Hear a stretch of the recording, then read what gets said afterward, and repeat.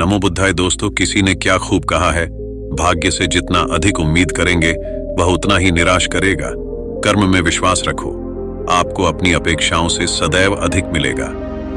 जिंदगी को हमेशा मुस्कुराकर गुजारो, क्योंकि तुम नहीं जानते कि यह कितनी बाकी है।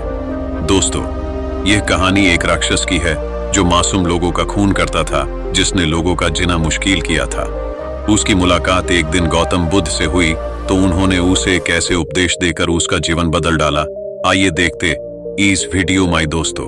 हमारे बाला इंस्पायर्ड वन इस चैनल को सब्सक्राइब जरूर कीजिए। तो चलो कहानी की ओर बढ़ते हैं। दोस्तों, एक हलचल भरे शहर के मध्य में एक व्यक्ति रहता था जिसका नाम देव था, लेकिन समाज में वो शैडो रीपर, मृत्यु की छाया के नाम से विख्यात था। देव एक क्रूर हत्यारा था। उसके हाथ अनगिनत मासूमों के खून से रंगे हुए थे। वह अंधेरे की आड़ में सड़कों पर घूमता था। जिस नगर में देव ने भय फैलाया था, वहां महात्मा बुद्ध नाम का एक संत भी रहते थे। लोग उन्हें बुद्धिमान और दयालु होने के कारण जानते थे। हालांकि देव बुरे काम करने के लिए जाना जाता था, फिर भी बुद्ध की शिक्षाओं की गूंज उसके कानों तक आ पहुंची थी। इससे उनमें और अधिक सीखने की उत्सुकता और दिलचस्पी पैदा हुई। एक रात की बात है जब देव को महात्मा बुद्ध के आश्रम के शांतिपूर्ण वातावरण की ओर खींचता हुआ चल गया, मानो कोई आकर्षण बल उसे वहां खींच के ले जा रहा हो। वह भयभीत भी था और उत्सुक दोनों भी। वह बिना रुके चुपचाप चलता गया। जैसे ही वह करीब आया, उसने महात्मा बुद्ध को चांदनी रात में शांति से बैठे देखा।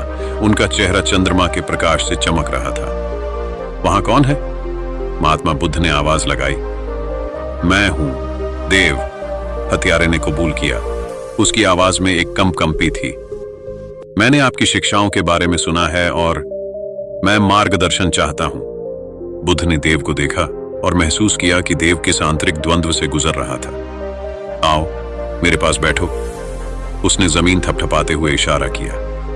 देव ने झिझकते हुए अपने कदमों को आगे बढ़ाया, पास जाकर जमीन पर बैठ गया। पहली बार महात्मा बुद्ध की छत्र छाया में उसे अपने अशांत मन के भीतर शांति की अनुभूति हुई। तुम्हें मार्गदर्शन की आवश्यकता क्यों है देव? बुद्ध ने धीरे स्वर में पूछा। मैं एक राक्षस हूं, देव फुसफुसाया। उसकी आवाज आत्मघृणा से भरी हुई थी। मैंने बिना किसी पश्चाताप के अनगिनत जिंदगियां ली हैं। मुझे यह बुराई का अंधेरा मुझको निगल जाएगा और मुझे डर है कि मुझे कभी मुक्ति नहीं मिलेगी। महात्मा बुद्ध ने ध्यानपूर्वक उसे सुना और दया भाव के साथ कहा, आपका अतीत यह तय नहीं करता कि आप कौन हैं देव। हर पल आपको बदलने का एक मौका देता है। क्या आपने कभी सोचा है कि आप ये जघन्य अपराध क्यों करते हैं? देव इस सवाल से आश्चर्यचकित हो गया और कुछ समय के लिए मौन रहा। मैंने कभी अपने कार्यों पर सवाल करने के बारे में नहीं सोचा कि मैं जो करता हूं वह क्यों करता हूं। मैं बस जीवित रहने के लिए जो करना चाहिए वह करता हूं।